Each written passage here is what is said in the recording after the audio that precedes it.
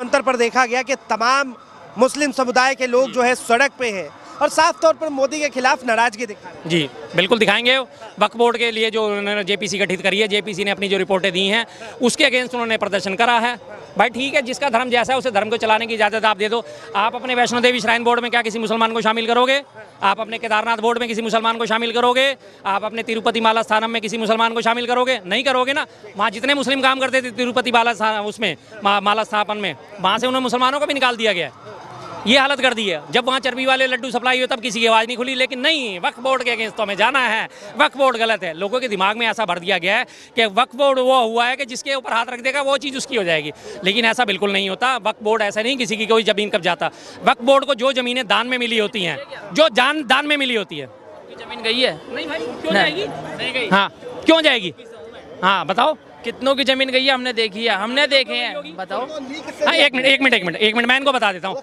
एक मिनट भाई साहब, इनको मैं बता देता हूँ असलियत क्या होती है। जब कोई व्यक्ति अपनी ज़मीन वक्फ बोर्ड को दान कर देता है, मस्जिद बनाने के लिए, मदरसा बनाने के लिए या फिर कब्रिस्तान बनाने के लिए, और उसके बाद अगर वो ज़मीन खाली पड़ी है, वक्फ बोर्ड ने उसके ऊपर कोई एक्शन नहीं लिया, ज़मीन खाली पड़ी, उसके बाद आके किसी और ने उस पर कब्जा करके रहना शुरू कर दिया, और 2 साल बाद, 4 साल बाद, 6 साल बाद, 10 साल बाद वक्फ बोर्ड को पता चलता है कि ये मेरी जगह है, और वक्फ बोर्ड आगे जब वो दावा ठोकता है तभी तो वो जगह उसकी होगी ना, जिसकी जगह मिल चुकी। और अगर वो खाली पड़ी आप कब्जा कर लोगे?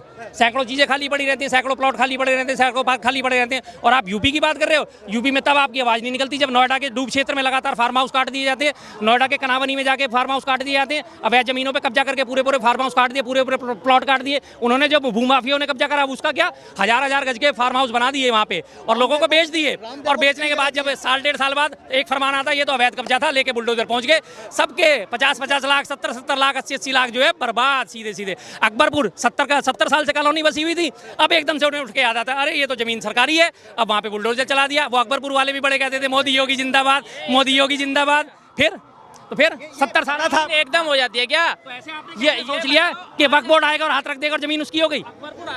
आज का बसा हुआ है, वही मैं कह रहा हूं, आज का बसा हुआ है। 2014 से पहले का वक्त बहुत बसा हुआ। राहुल बिहार, बहरामपुर, अकबरपुर जिस आपकी बात करो, गाजियाबाद का हूँ मैं, दूर का नहीं हूँ, वो सब चीज देखी हुई है मेरी। गाजियाबाद की हूँ ना, गाजियाबाद में जब हम अपने इसमें ये वाला जो है कौन सा राजनगर एक्सटेंशन के लिए जो रोड है उसके साइड में जो कॉलोनी काटी गई थी उसका क्या असर करा था? उसका क्या असर बताओ आप? कॉलोनी अवैध कटी थी, अवैध कॉलोनी कटी थी, और जब लोगों ने अपने रजिस्ट्री करा ली, रजिस्ट्री में शासन ने उनसे पैसा भी ले लिया, 6% स्टैंप ड्यूटी भी ले ली, ट्रांसफर म्यूटेशन के पैसे भी ले लिए, और उसके बाद एक फरमान जारी कर दिया कॉलोनी अवैध है, सबके घरों पे बुलडोजर चल रहे हैं, लाखों रुपए मिट्टी कर दिए। तब आप शासन को जिम्मेदार ठहराओगे? नहीं ठहराओगे। वो आज की कटी हुई है। और पहली बात, जिनके मकान टूटे हैं, कितनों को मकान भी मिले हैं उन लोगों को, मेरे सामने मैं खुद वहीं था। क्या पूछ रहे हैं? ये क्या पूछ रहे हैं? ये जो पूछ रहे हैं उसका जवाब। जब अवैध ठहरा के कहा जाता है ना, किसी को कोई मुआवजा नहीं दिया जाता, किसी को कोई मकान नहीं दिया जाता, इस बात को आप याद कर लेना। अगर अवैध कह दिया कि ये जगह सरकारी थी और इस पर अवैध कब्जा हुआ है तो वो जाएगा, उसको कोई मुआवजा नहीं मिला, वो जाना है ना। तो वही चीज़ मैं कह रहा हूँ। तो ऐसा नहीं है कि वक्फ बोर्ड को जो जमीन मिल गई और कल को आके वक्फ बोर्ड अपनी उसमें मिलकियत साबित करता है कि ये जमीन मेरी है, फिर आप कहते हो कि यार वक्फ बोर्ड तो आ गया, उसने मेरी जमीन पे हाथ रख दिया, अब वो वक्फ बोर्ड हमारी जमीन कब्जा रहा है। भाई 20 साल से तो कब्जेदार तुम थे गलत तरीके से, कब्जेदार गलत तुम हो तो तुमसे तो जमीन ली जाएगी, क्यों नहीं ली जाएगी? तो फिर वक्फ बोर्ड कहाँ से गलत हो गया? कहाँ से गलत हो गया? वक्फ बोर्ड सही मानते गलत मानते? सरकार, मैं ये बात नहीं बोलूँगा कि देखो मेन चीज अलग, ये बात नहीं बोल सकता। जो संशोधन होने की बात कही जा रही है उसे आप सही मानते गलत? ये बात बोलूँगा ही नहीं मैं, इसके मामले में नहीं बोलूँगा। क्यों नहीं बोल? मेन चीज हर चीज का रीजन होता है भाई साहब, कुछ ना कुछ होते हैं। भाई साहब यूपी के हैं, वीडियो वायरल हो जाएगी, इनकी पहचान हो जाएगी, तो इनके वहाँ पे पक्का है हिंदू मुस्लिम होना तय है, लोग इनको पकड़ लेंगे, घेर लेंगे। हाँ भाई, बोली तो बोली कैसे, मैं बता देता हूँ। यूपी में ये खौफ है, यूपी में कोई भी व्यक्ति कभी खुल के बयान नहीं देता। यूपी के लोग, यूपी के पत्रकारों को जब वहाँ नंगा करके पीटा जाता है, नंगा करके उनको अंडरवियर में बैठा के उनकी फोटोएं खींची जाती है, तो भाई साहब तो एक आम आदमी है, बहन का डर समझ सकता हूँ। एक बात बताइए, संभल के अंदर जो है एक मस्जिद की दीवार पर जय श्री राम का नारा लिख दिया गया, सही मानते गलत?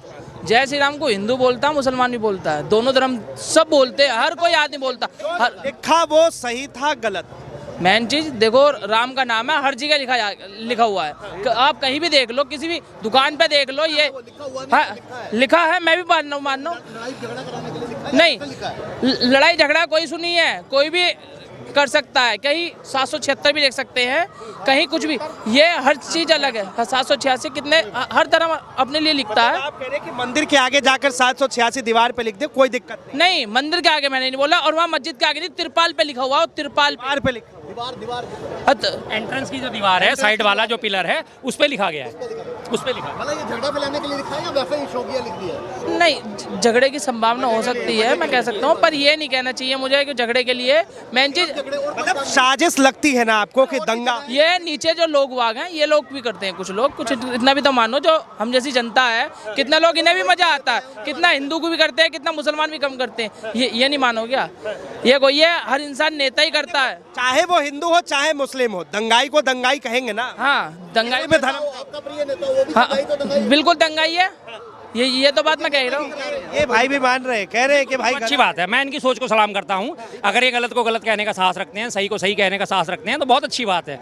मैं तो ऐसे ऐसे अंधभक्त देखे हैं कि जो गलत को गलत कहने के बावजूद भी कहते हैं नहीं ये गलत नहीं है। अभी एक चाचा यहाँ पे घूम रहे होंगे, उन्हें बुलाता हूँ मैं भी, कहीं नजर आ जाएंगे तो वो।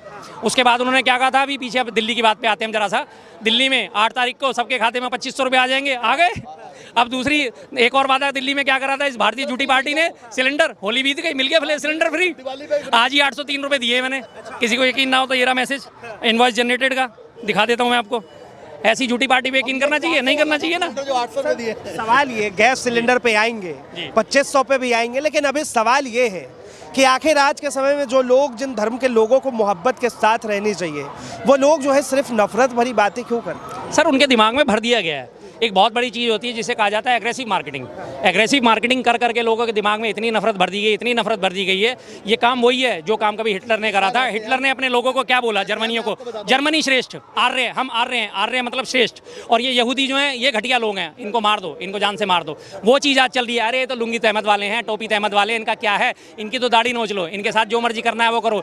चलती ट्रेन में अभी पीछे आपने देखा था कि बरेली के एक हॉस्पिटल में एक अपना किसी का कोई बीमार एडमिट होगा, वो व्यक्ति उसकी दुआ के लिए, सलामती के लिए वो नमाज पढ़ रहा था, बाकायदा वीडियो वायरल कर दी। और वहाँ का जो पुलिस वाला है वो क्या कह रहा है, मामले का संज्ञान ले लिया गया, इसके बारे में उचित कार्रवाई करी जाएगी। भाई जब हमारा भी कोई परिजन है हॉस्पिटल में एडमिट होता है, हम भी तो बैठ के दुआ करते हैं, भाई भगवान इसको ठीक कर दे। उसने अगर दुआ पढ़ ली तो क्या गलत कर दिया? तो ये तो लोग लगातार फैलाया जाता है। अब मैं आपसे सिर्फ 3 सवाल पूछूंगा, आप घी कौन सा इस्तेमाल करते हैं, देसी या डालडा? बताइए। देसी।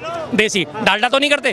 वो तो गांव से आता है। अच्छा, डालडा नहीं करते, ठीक है। कोलगेट कौन सा इस्तेमाल करते हो आप? कोलगेट ही इस्तेमाल करते हो, ठीक है जी। और उसके बाद आप सर्फ कौन सा इस्तेमाल करते हो? Surf Excel. Surf Excel. अब देखो आपके, मैं इस एग्रेसिव मार्केटिंग का सबसे बड़ा नतीजा आप खुद हो।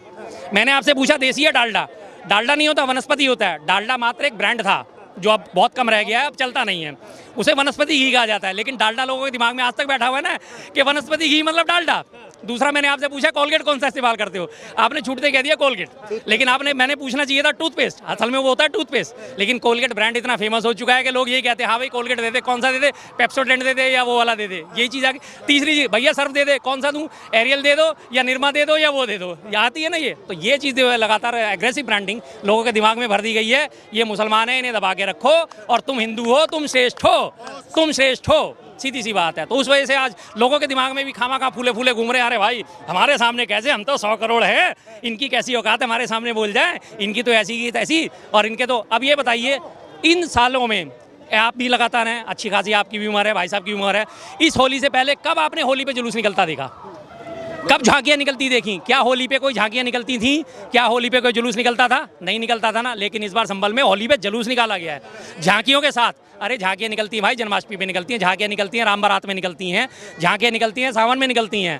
लेकिन होली पे झांकी पहली बार ऐसा हुआ है कि लगातार जुलूस निकाला जा रहा है। होली पे जुलूस नहीं निकलता, होली सिर्फ आपस में मिलजुल के खेली जाती है। लेकिन उन्होंने इस काम को भी कर दिया। जिस तरह से उत्तर प्रदेश के संभल में राम के नाम पर जो लोग कुछ काम अपना करना चाहते थे वो सक्सेस नहीं हुआ। बहुत अच्छी बात है, बहुत बहुत बहुत शुक्र है ऊपर वाले का, बहुत बहुत शुक्र है, मैं कहता हूँ बिल्कुल। तमाम जानकारी के लिए तो